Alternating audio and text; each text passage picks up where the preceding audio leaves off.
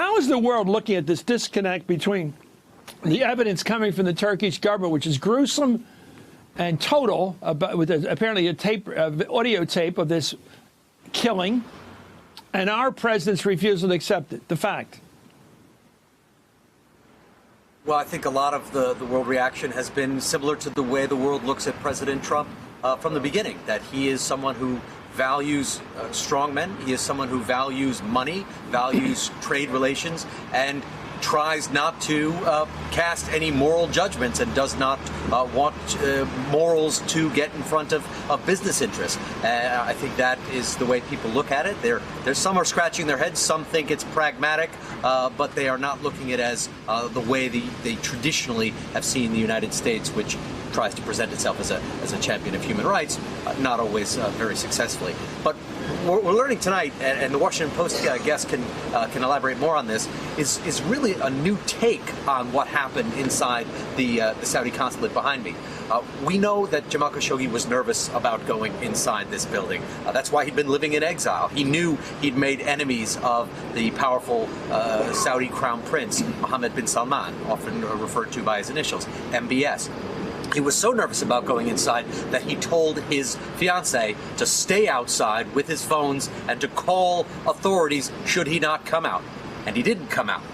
But apparently that was not the only precaution that he took. A Turkish newspaper tonight, a pro-government newspaper, is reporting that he was wearing an Apple Watch, and that he had set the Apple Watch, syncing it with one of his phones, to record, and that while he was inside, the phone was recording, uploading data to a server, and that he may have, through his cunning, recorded the interrogation, the beating, the torture, and ultimately his own murder, leaving behind the clues that Turkish investigators are now putting together.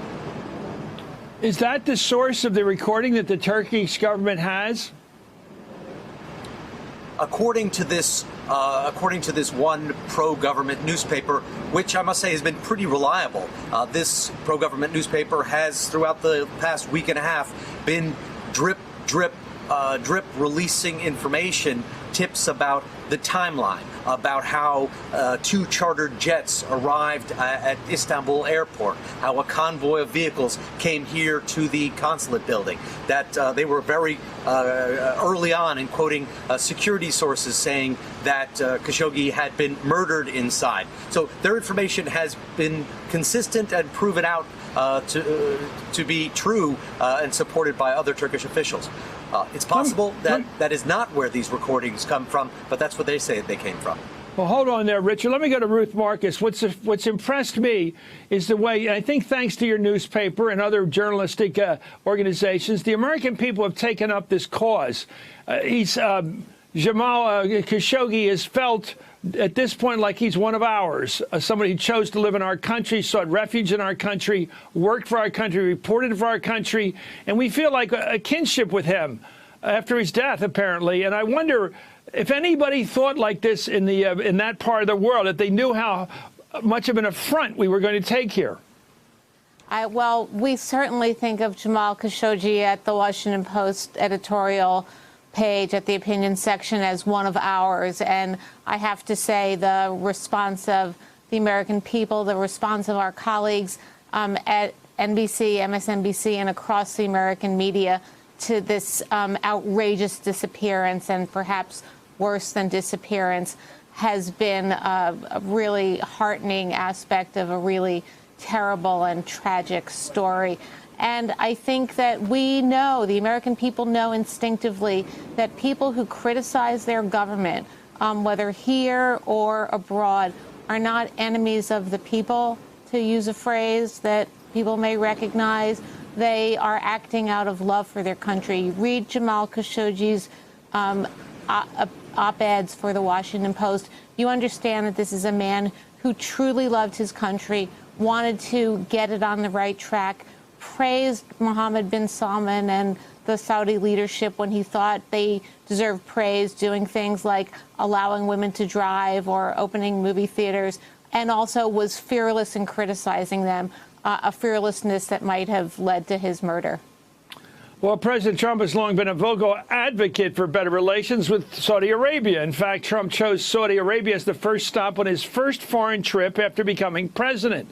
And he's consistently praised that country and its leadership since entering politics. It's a great honor to have the Crown Prince with us. Saudi Arabia has been a very great friend and a big purchaser. The King of Saudi Arabia, who's a great guy, King Salman. Think of it. I have great friendships in Saudi Arabia. I have many friends that are Saudis. I see them all the time. I'm all for Saudi Arabia. I like the Saudis. They're very nice. I make a lot of money with them. They buy all sorts of my stuff, all kinds of toys from Trump. They pay me millions and hundreds of millions. Saudi Arabia. I love Saudi Arabia. The people are very nice to me. They buy my apartments. You wouldn't believe it. It's true. They'll pay me anything. They have nothing but money. Richard, do the Saudis think they own Trump?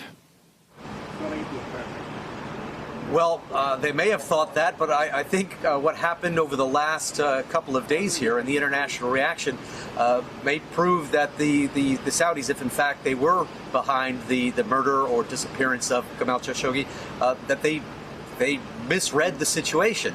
There has been a ferocious backlash. Turkey has been relentless in its leaks, telling reporters what happened, telling the media about what it says was a hit squad of 15 Saudis who arrived in this country, who came to the consulate and were waiting inside so that they could kill and then dismember Jamal Khashoggi.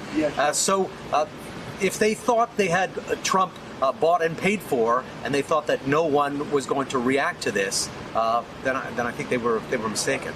Hey there, I'm Chris Hayes from MSNBC. Thanks for watching MSNBC on YouTube. If you want to keep up to date with the videos we're putting out, you can click subscribe just below me, or click over on this list to see lots of other great videos.